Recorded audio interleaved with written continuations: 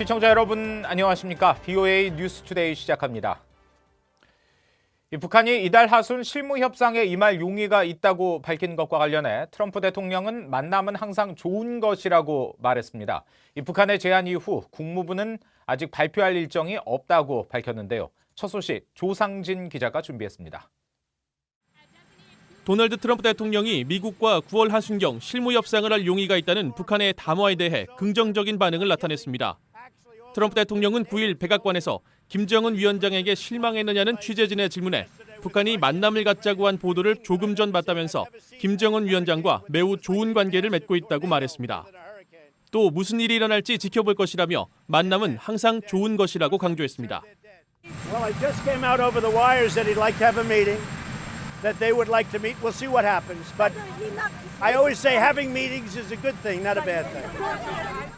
앞서 최선희 북한 외무성 제1부상은 이날 담화를 통해 9월 하순경 합의되는 시간과 장소에서 미국 측과 마주 앉아 지금까지 논의해온 문제들을 포괄적으로 논의할 용의가 있다고 밝혔습니다.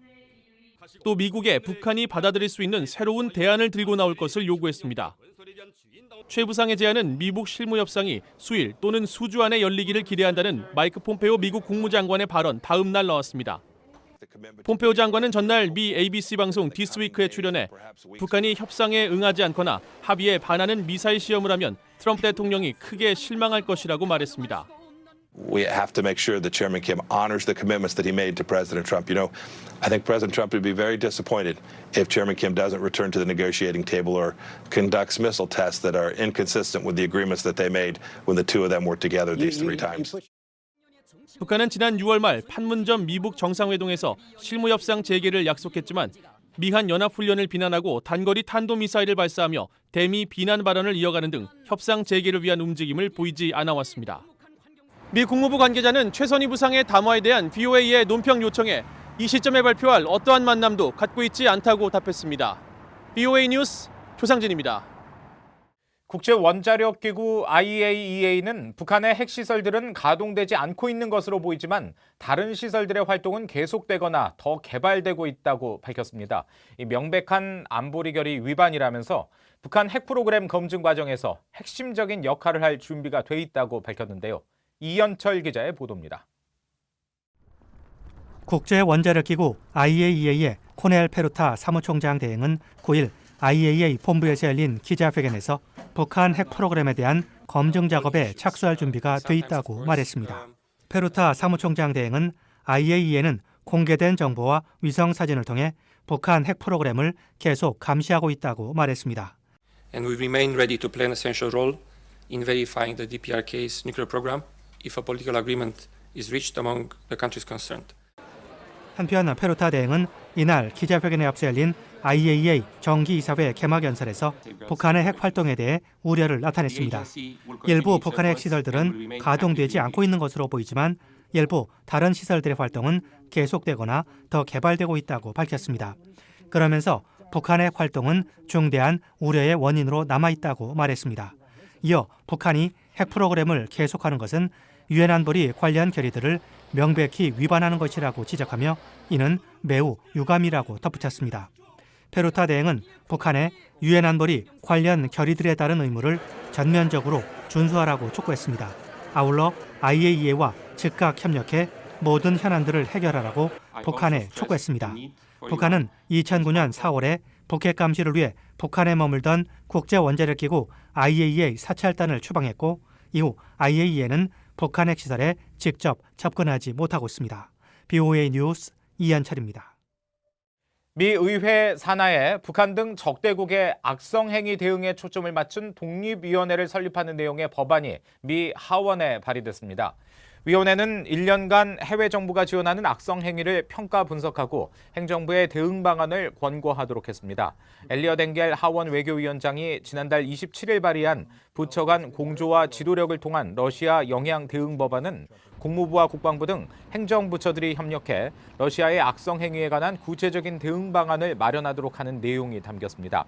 크리티컬 액트로 불리는 이 법안에는 러시아는 물론 북한과 중국, 이란 정부의 악성 행위에 관한 대응을 전담하는 위원회를 설립하도록 하는 조항이 포함됐습니다.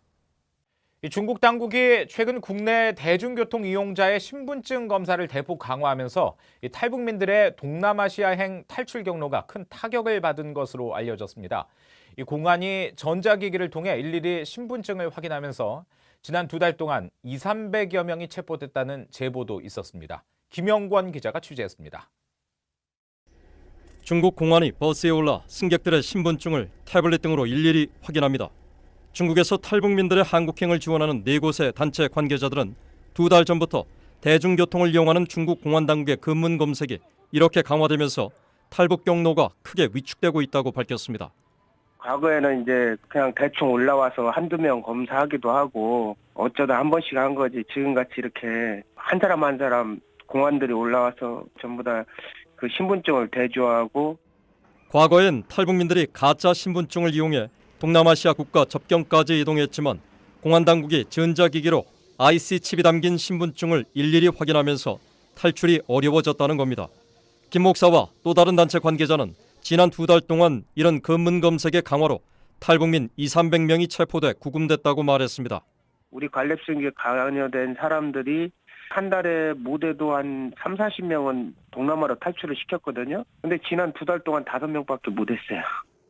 익명을 요구한 B단체 관계자는 버스 운전자 등의 도움으로 지역과 지역을 연계해 탈북자들을 동남아로 이동시켰는데 공안의 검문 검색 강화로 막혔다며 지금 중국은 초감시 공안 정국과 같다고 말했습니다. UN 관계자도 지난 6월 중국의 탈북민 단속 강화에 우려를 나타냈었습니다. Information suggests that China may have recently strengthened the search for North Korean escapees in collaboration with the government of North Korea. 탈북 단체 관계자들은 그러나 중국의 최근 대중교통 검문 검색의 강화는 지난 6월의 북중 정상회담 합의, 홍콩 민주화 사태 파장 차단, 다음 달 신중국 수립 70주년을 맞아 내부 단속을 강화하는 복합적인 의도로 풀이했습니다. 그러면서 검문 검색 강화에 따라 탈출 경로가 위축되면서 탈출 비용 부담이 커지고 한국에 입국하는 탈북민도 예년보다 감소할 것으로 전망했습니다. 하지만 이런 추세가 계속된다면 한국에 입국하는 탈북민들의 규모는 2001년 이후 처음으로 1000명 이하로 떨어질 가능성이 크다고 탈북 지원단체 관계자들은 우려를 나타냈습니다. BOE 뉴스 김영권입니다.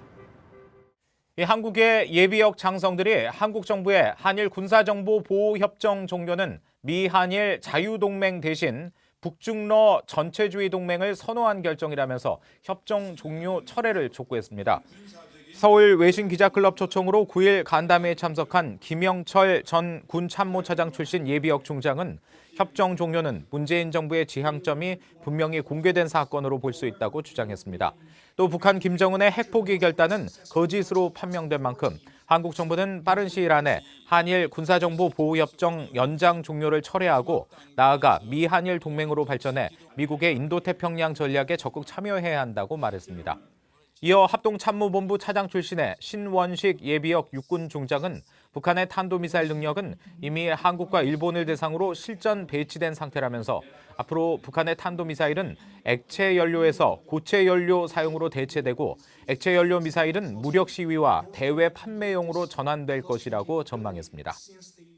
한국국가인권위원회는 지난 2016년 이루어진 북한 해외 식당 종업원들의 집단 입국 과정에서 국가기관의 위법 부당한 개입이 없었다고 밝혔습니다.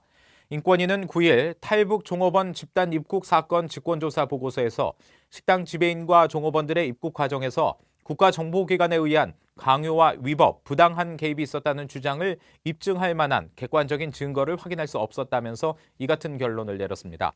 다만 종업원들의 북한 내 가족이 위험에 처해질 수도 있는데도 정부가 탈북 사실을 언론에 발표한 것은 관련법 위반이라고 보고 검찰에 수사를 의뢰했다고 설명했습니다. 앞서 한국의 민주사회를 위한 변호사 모임은 2016년 4월 중국 저장성의 북한 류경식당 종업원 12명이 지배인과 함께 한국으로 탈북한 사건이 한국 정부의 기획 탈북이자 인권 침해라고 주장하며 지난해 2월 인권위에 진정을 제기했습니다.